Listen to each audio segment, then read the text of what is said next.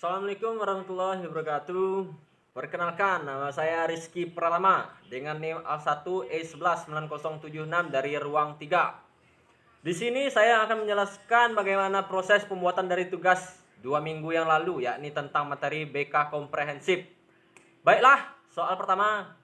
Buatlah rasional program layanan bimbingan dan konseling terhadap kelas yang telah Anda sebar instrumentasi pada mata kuliah instrumentasi 1 dalam kurung non-tes.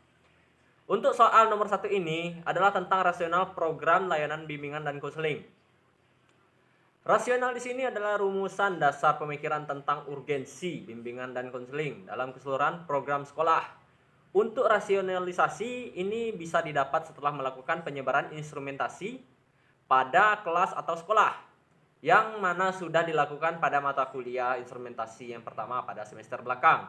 Dari sanalah kita bisa menyimpulkan untuk menyusun rasional program layanan bimbingan dan konseling.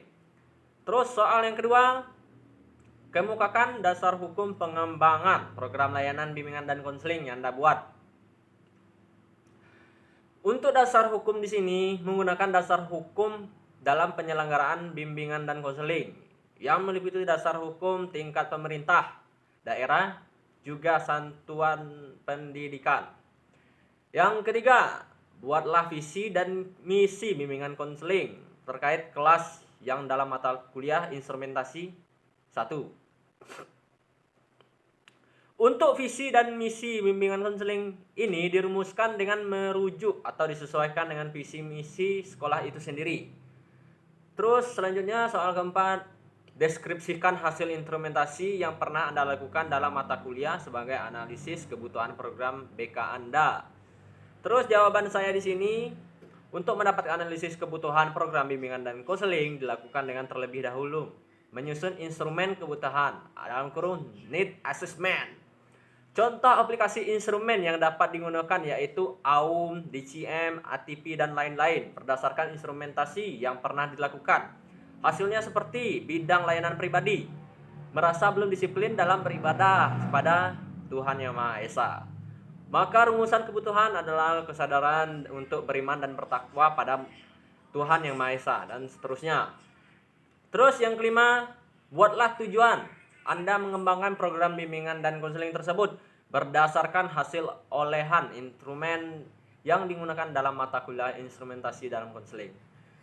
Untuk tujuan pengembangan program BK ini dapat berdasarkan hasil deskripsi kebutuhan peserta didik atau konseli.